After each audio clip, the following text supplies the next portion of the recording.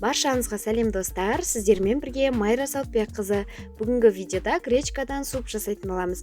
Өте дәмді болып шығады. Ең алғаш рет жолдасымның ұсынысы бойынша осындай гречка суп жасап шықтым. Бұл өте дәмді, барлығын көңілінен шықты. Ең бірінші осылай етімізді қуырып алатын боламыз. Яғни етімізді турап, майымызды құйып, осылай қызарғанша қуырып аламыз.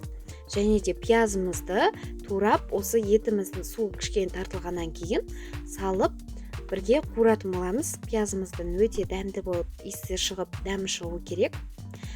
Және де сәбізімізді қалауымыз бойынша осылай видеода көріп тұрғандай турап қосып қуыратын боламыз.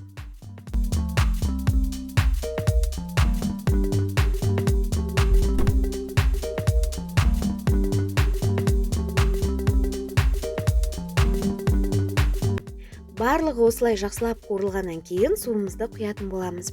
Ешқандай да томат салудың қажеті жоқ. Мінекей осындай өзінің шынайы өте әдемі түсі шығу керек. Сонда біздің гречка супымыз дәмді болатын болады. Мінекей енді қайнағанын күтеміз, бетін жауып қайнатамыз, оған дейін біз картошкамызды турап салатын боламыз. Мінекей бір қайнағаннан кейін тұзын көріп, татымына қарай тұз саламыз, және де картошкамызды салып бірге пісіретін боламыз.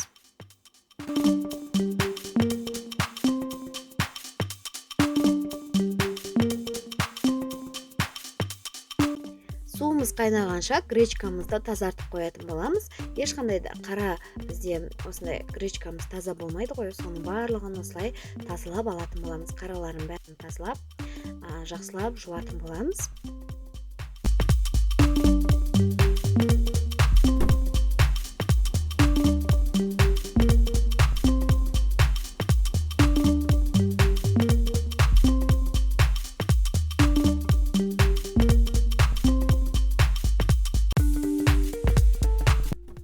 Біздің суымыз қайнағаннан кейін гречкамызды салатын боламыз.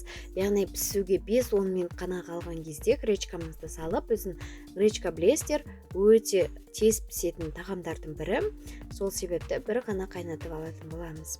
Мінекей бетін жауып, жақсылап қайнағанын күтеміз. Тұзын көретін боламыз. Және де мен осындай лавровый лист салып жатырмын.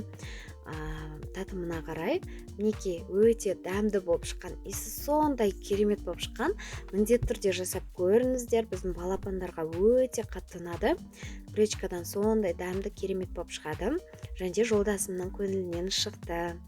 Достар, міндетті түрде жасап көруге кеңес беремін. Мен ең алғаш рет жасаған кезде осы жолдасымның ұсынысы бойынша жасаған болатынмын. Бірақ өзіме де қатты ұнап қалды. Біз яғни қуырып жейтін гречкамызды осылай суп қылып жасасаңыздар да сондай керемет болып шығады.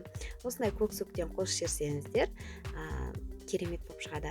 Міндетті түрде достар, соңына дейін қараған болсаңыздар, лайк басып, комментарий жазып кетіп, арнама тіркелуді ұмытпаңыздар.